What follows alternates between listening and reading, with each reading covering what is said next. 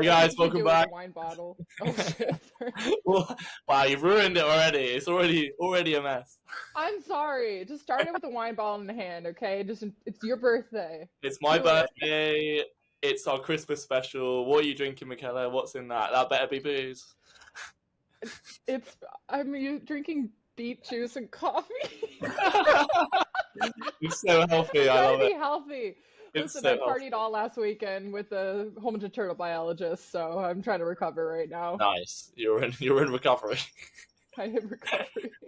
Well, Chris is in a establishment for once. So what's going on there? So, I am in the most joyous, most festive location in the whole planet, which is the Fauna Forever office in the middle of beautiful, luxurious, very Christmassy Puerto Maldonado, Peru.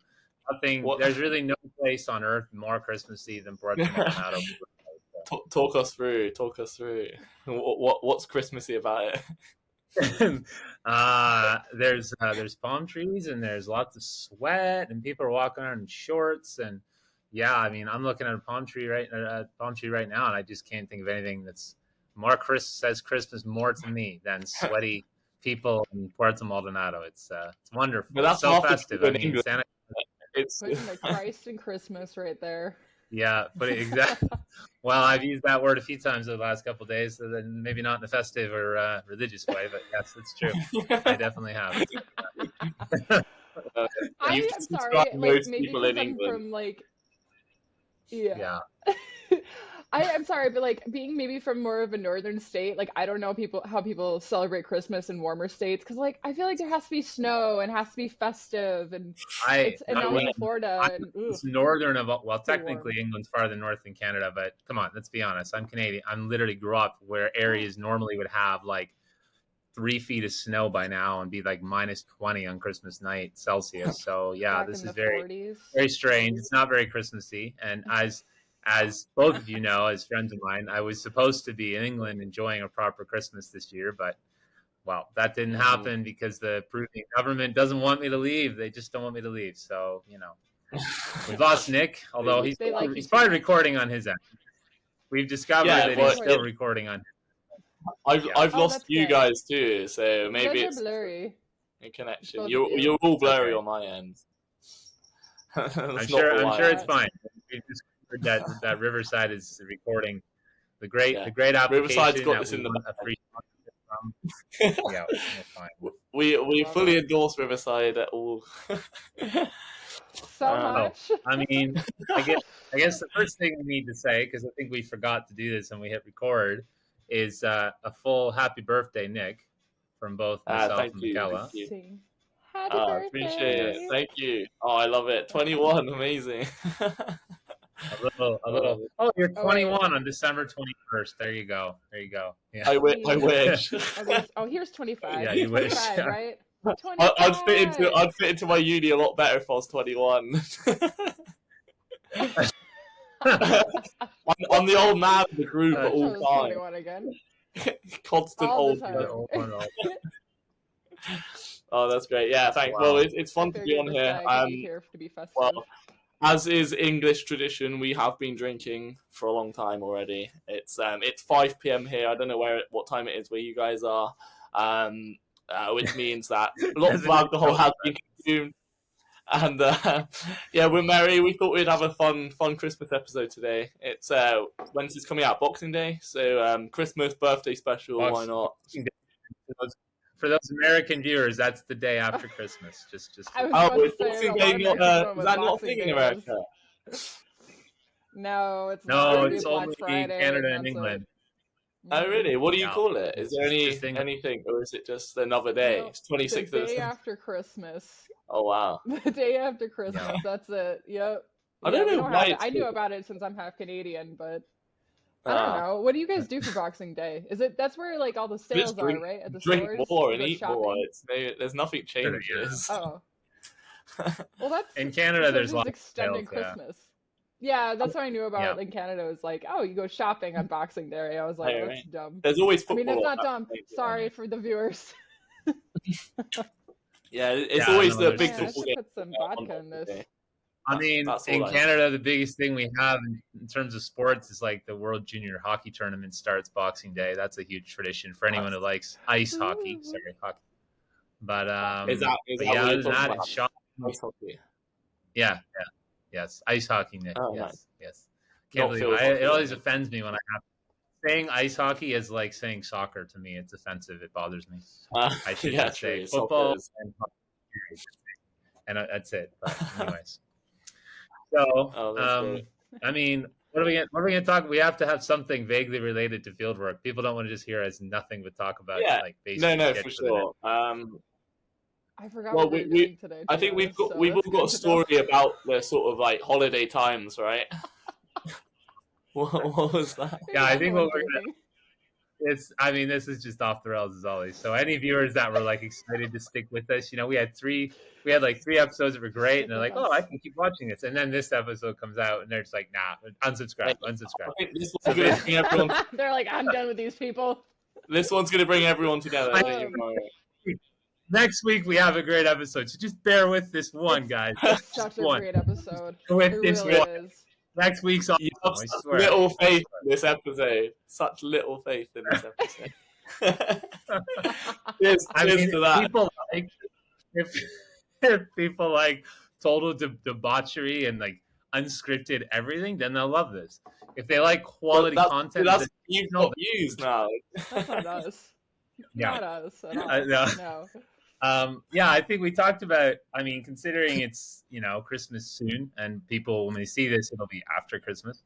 I thought we'd just talk about stories about, what it's like to have a holiday or a party or a birthday or something like that, like in the field, because, it's part of field life that people often just sort of don't understand or maybe don't think about, is that we have these celebrations, we have these holidays while we're in the field, while we're working, because we don't live like a 9 to 5, Monday to Friday life most of the time. So, yeah, I've had my fair share of weird and wonderful holidays, I guess, in the field. But yeah, I don't know if it wants to start, go for it and share some stories. I'm sure we'll build off of that. Yeah, I don't mind if I've got one. I've got one from my birthday actually, which is pretty cool. So last year I went on a trip to South Africa. It was more of a tourist trip, but obviously I do wildlife photography and videography, and I wanted to be in a warm environment, like a bit like where you are now, Chris, for my birthday, and I wanted to sort of experience that. I've always been at home for my birthday, so I wanted to go abroad and experience that.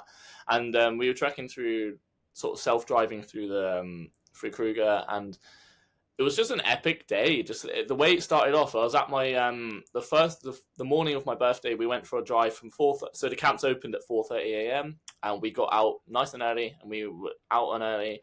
And from there, we saw a fresh kill with all the vultures on it. So we had like the lappet face vultures and the marabou storks were at the first start of the kill, and they were basically just ripping apart all of the wildebeest. It was epic, and then all of the other vultures sort of like zooming around and waiting for their turn, and it was the first time I've experienced that, and it was my 7th or 8th week in South Africa, wow. The fact that this was happening on my birthday was amazing, and the fact it was just amazing experience being able to see all of these vultures circling around and just having their separate turns. They all have their own role in the sort of decomposition of the carcass, and it was just an amazing experience.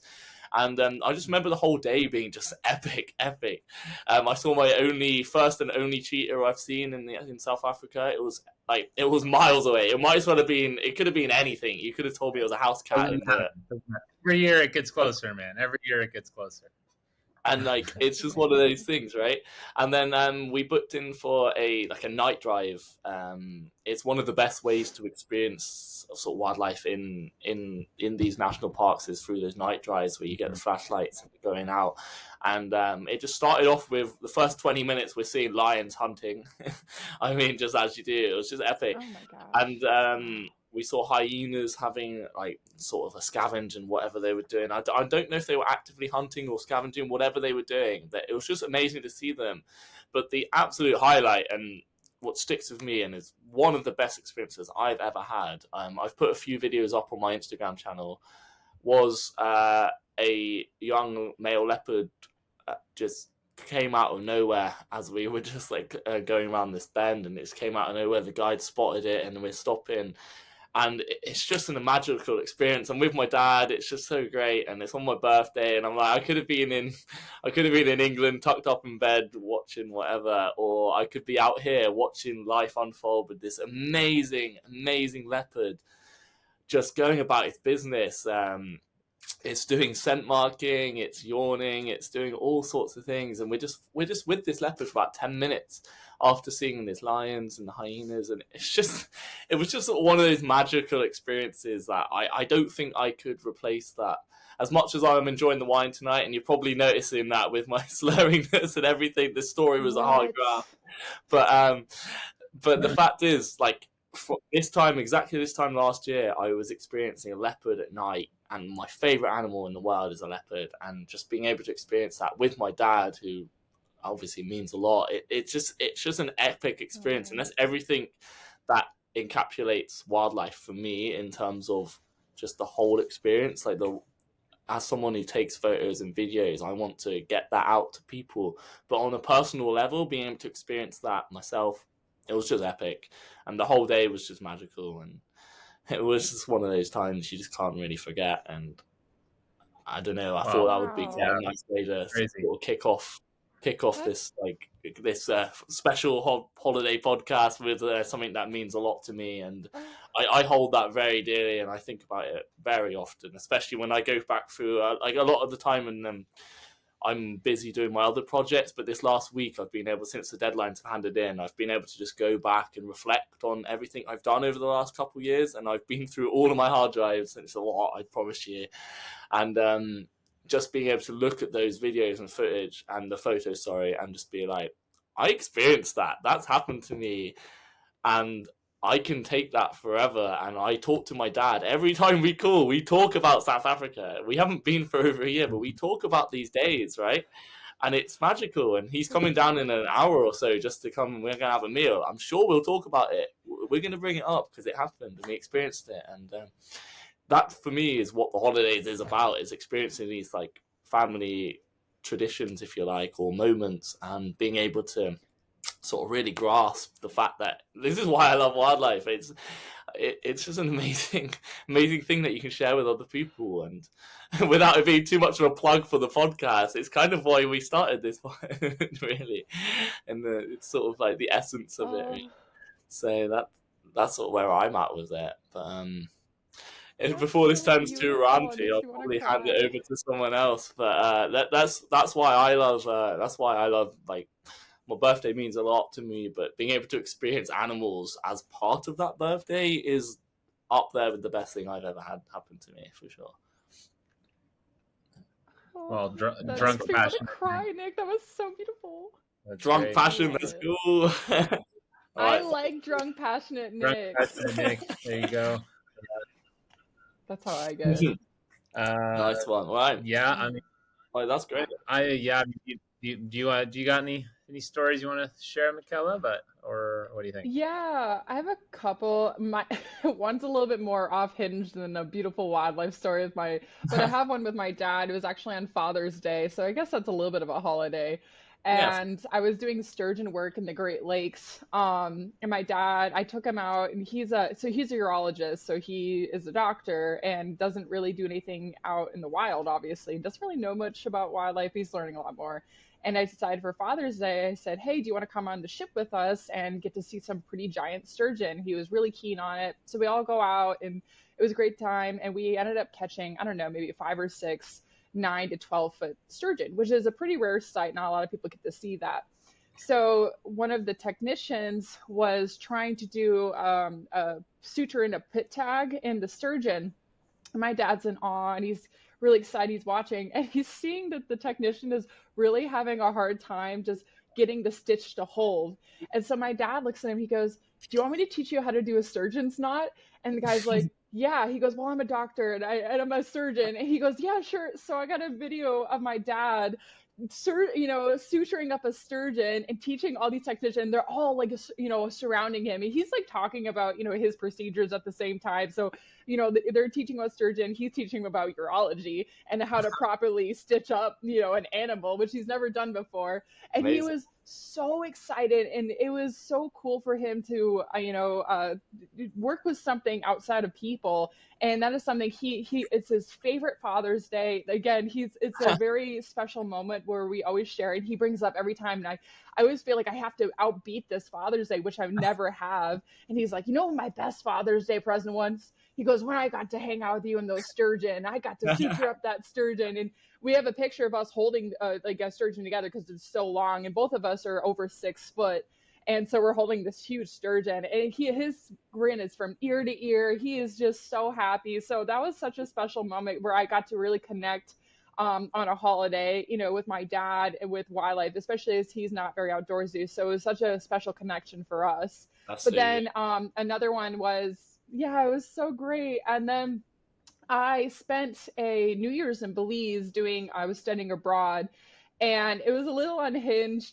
We spent the whole day out in the water. It was wonderful. I got to see a hawksbill sea turtle. I got to literally sit on the floor because I'm pretty good at free diving with the green sea turtle. We saw a myriad of things. It was an amazing day. And then after, we were going to go out and celebrate. And my advisor at the time, she was like, all right, you guys have a curfew. You can't go out later than this time. And, those who are underage. And she's looking at me. She's like, you can't drink. I don't want to see you drinking. And I was like, no, not me, never. And so we went out, and obviously we drank, and maybe not me, maybe I didn't drink, but I did.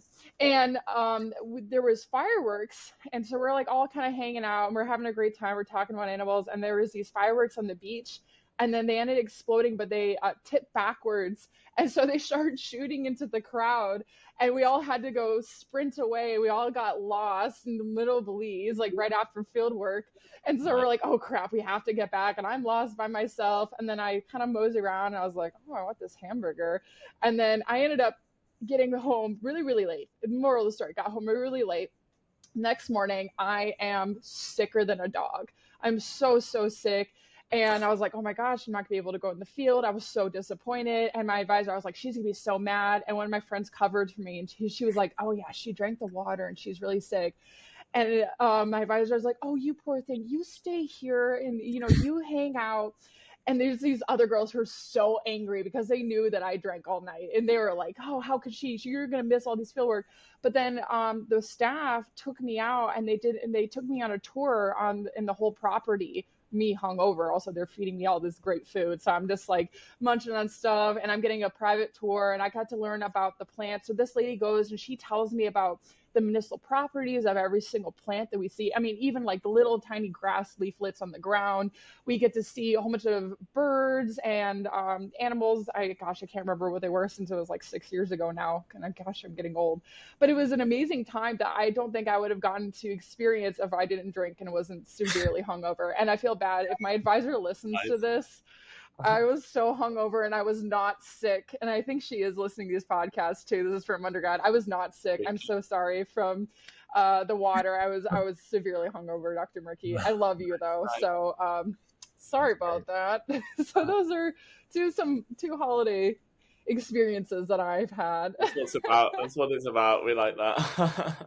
Yeah. I gotta have a little bit. I gotta relate to you somehow right now, Nick. What about you, Chris?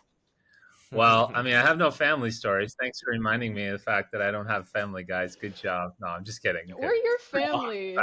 Yeah, exactly. You're my family. Yeah. We're your family. Yeah. So I think, I don't really have anything for birthdays. My birthdays usually suck, to be blunt. So I'm just going to skip that part. I will say though, one funny thing about birthdays here in Peru, just random fact, since it's Nick's day. If you were here in Peru, Nick, I would absolutely destroy your head with an egg, because here in Peru there's like this tradition of smashing at least one egg, usually more, on someone's head when they're during the birthday celebration. Usually people know it's coming, so they do everything in their power to avoid it.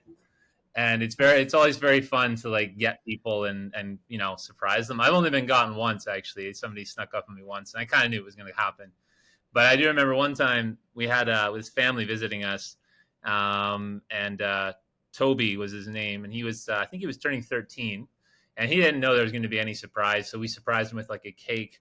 It was really nice, and he was super surprised, and he's like in front of this cake, and he's like, "Oh my God, how'd you get a cake in the jungle? It's amazing." And literally as he's doing it, I just walk up beside him and be like, "Yeah, man, it was really awesome." And he's like, "Yeah." And he kind of looks up at me, and I just destroy this little 13-year-old with an egg on his head, just like whack right in the head. And I'd asked permission to abuse their son. Like the family gave me full permission. They're like, "This is awesome. Just tell us so we can videotape it." They loved it. So he, to this day, we're still friends. And this kid has told me, he's like, "One day I'm going to find you in Peru and just smash you with an egg on your birthday." Nice. So yeah, that's kind of tradition here with birthdays. But yeah, I mean, I think I remember one story. This is not really related to like Christmas or New Year's or anything, but I remember quite a few years ago, me and my best friend Patty, he was here working with us at the time, and there's every March or February, depends on the year, there's this big Carnival like festival. It's kind of like what they do in Brazil. It's like a Peruvian version of that, basically. And yeah, there's a small community near where our research camp is, Philadelphia. And yeah, it's weird that it's Philadelphia. It's spelled in a Spanish way, but it's pronounced the same as the city in the States. There is a story to that, but I won't bother now. Anyway, so we're in Philadelphia, and there's always something crazy that happens from Carnival. It is what it is. One year we had to drive the boat back, and the driver was drunk and there was no lights, and we almost hit rocks, because I learned that night, don't ever trust a Peruvian driver when there's beer around. But anyways, we survived that experience. But this particular year, we'd gone there with some volunteers. The whole sort of team had gone there. And I decided that I would be the driver of the boat this time, because I didn't trust Peruvians to not drive the boat drunk. So I was like, I'm just going to drive the boat back. And my best friend was drinking a bit, and he was trying not to drink too much because he knew he was going to hold the light for the boat on the way back. And he was okay. It was like 8 o'clock, 8:30, and he was still pretty good. He's British, so he can handle his beer, as Nick knows. And I remember we were just getting ready to leave. Well, yeah, depends. I don't know about tonight, Nick, but so we were like maybe half an hour away from leaving. And yeah, and Patty made the mistake of entering into the circle. Now, the circle in Peru it's a circle of usually guys. There's rarely women involved, but occasionally, but usually it's guys. And what happens is they have a beer, and you got to remember, Peruvian beers are like really big. They're like the tall, like not even, they're bigger than a tall boy. They're like double the volume of a tall boy. They're massive, right? Wow. And they're meant to be shared. And what happens is the circle is a beer and one plastic cup. And what you do is you get the beer in your hand, you pour it into the plastic cup, you chug it, and then you sterilize the cup by just throwing out the foam. That's how you sterilize the cup. You just throw the foam out, and then you pass it to the guy beside you. And this just keeps going. And the beer usually doesn't even make it around the circle. You get another beer. There's just a boxes in the middle. And you just keep pulling, popping, pouring, and passing. And it just keeps going until the box is gone. So Patty got into the circle.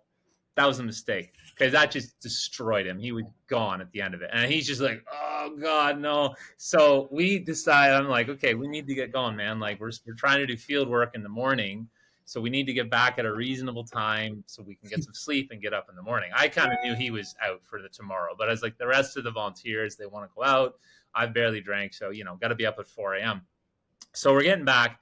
And most of us get into the boat, and I'm driving, so I'm at the back. I can't really control what's going on at the front. And Patty's just like, no, I'm fine. I'm okay. I can do that. I can just. So he's like trying to untie the boat and like push it off, because it's like, this is part of it. It's like you got to give the boat a bit of a push, then you jump in the boat, and then we drive away. So I'm in the back, and I start the motor, and I start reversing so we can pull away. And I just remember Patty in the light. I'm so sorry. My dad's calling. I think my dad might be here. Hang on, sorry. Okay. We'll just continue with the story here. But Nick can watch the video like the rest of us and catch up. So, anyways, So I'm pushing backing the boat up, and Patty's like pushing and trying to sort of figure it out. And basically, all of a sudden, I just see him holding the light. And I just hear a noise, and suddenly the light and him just go right in the Tampapata River. He just falls right in the river. And then people are just like yelling at me they're like, Patty fell in the river. Patty fell in the river. Of course, he's got no life jacket on and he's got boots on. Super dangerous. And I'm just like, well, what the fuck am I supposed to do? It's a boat. It's not a car. I can't just like hit the brakes and pull forward. It's a boat. So I'm like, okay, calm down. I stop the boat from reversing and I can't gun it forward because I'll crush him. So I'm like floating. And then people are like reaching and pulling and like lifting him out. Oh my gosh. So anyways, he manages to like scamper up the side of the boat and get in the boat. And he's just like, no, I'm fine. So I'm like, okay, all good. He didn't drown. So we start driving back on the river. And he insists. He's like, I'm fine. I can do the light. And he starts, you got to remember, his Spanish is pretty basic at this point. And he starts saying, like, and it's hard, it doesn't work well in the camera, but he basically starts like putting the light up or right or left. And he starts yelling out like, arriba, abajo, derecho, izquierda. And he's totally wrong. He's like, izquierda, abajo. I'm like, Patty, come on, just say it in English. You're not even saying it right. And he's like, no, I'm fine. So anyways, people are like looking back at me and they're screaming. They're like, I don't know. And I'm just like, I'm just trying to drive the boat. Shut up, everyone. I'm fine. Just hold the light generally forward and I know where I'm going. So anyways, we managed to get back. We don't crash. And we get back to camp.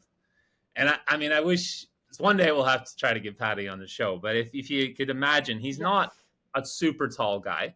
And he's got a big barrel chest. And he's just like tarp off, like shirt off, wet, drying off. And he gets into the kitchen and he just starts going off about how supposedly like I tried to pull away and I like tried to drown him. And he's like, and I'm the light and rope coordinator. And this fucker just drives away. And he just goes off. He knows he's doing it to have fun, but he just goes off. And I mean, we were literally like, I almost pulled a muscle laughing that night. It is a legendary rant of like 15 minutes of this guy hammered, just going off about how I drowned him in the river almost. So that was like something crazy. It was good. Nick, you'll have to catch up. Don't worry. You say, see, now we have a piece of Nick will watch this episode because he doesn't know what the fuck I just said. So yeah, now got to watch this again. Exactly. You'll be too drunk to remember what happened anyways. You'll have to watch it again. I know. Normally I dread watching these again, but now I got a reason to.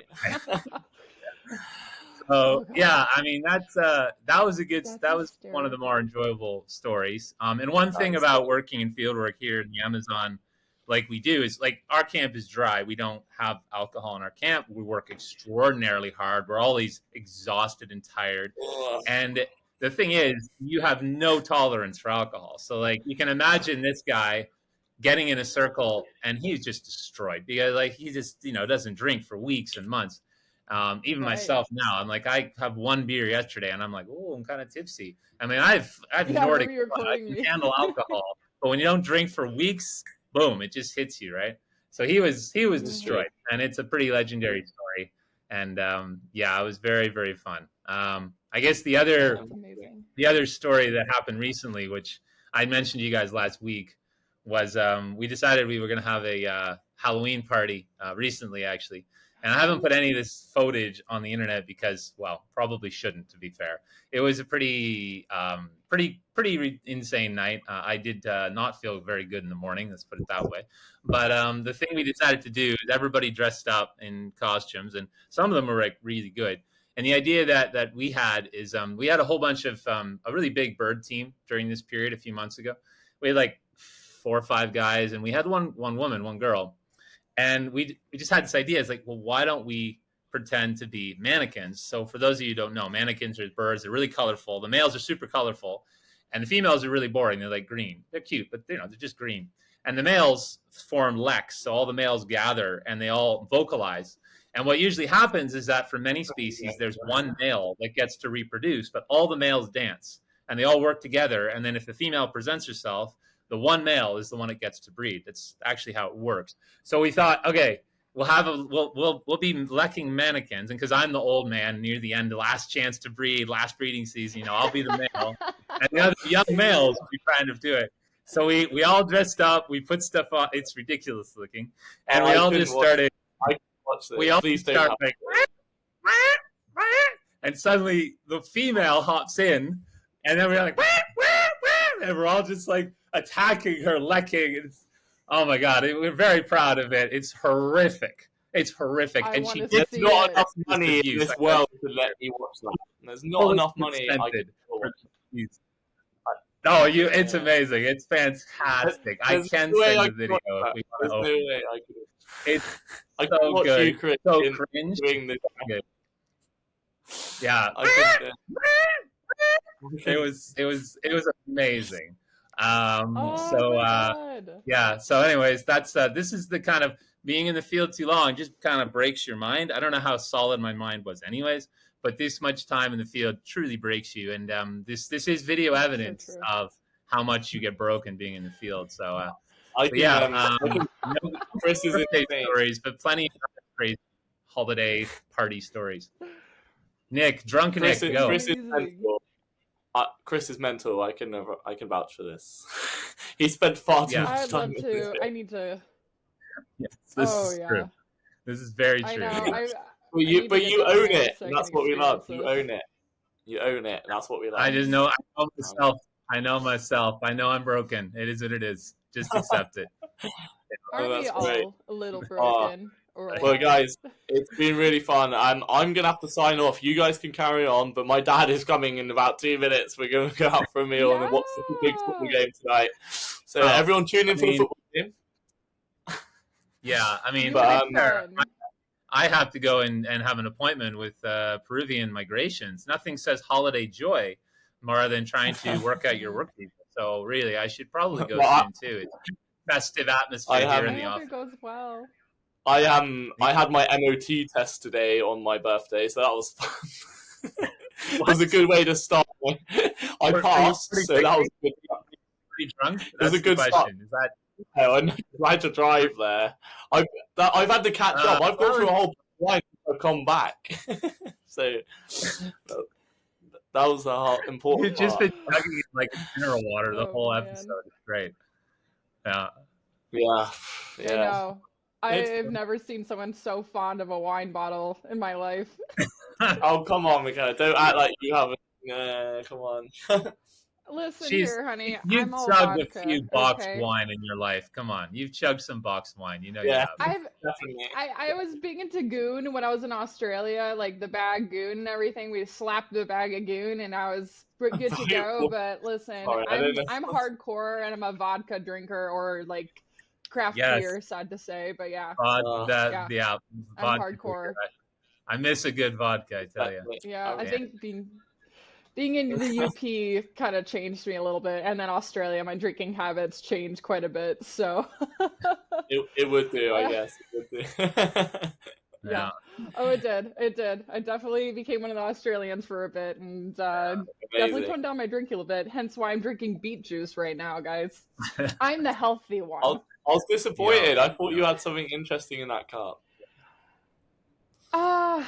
Yeah, maybe later. If we did this past weekend, absolutely. We had a Christmas party, and I was hurting for field work, that turtle work that eventually when we were doing that podcast, I may have been a little hungover. Yeah, really hungover. I was so drunk at 8 a.m. still. It was terrible. So it caught me at a wrong time. But I do want to celebrate.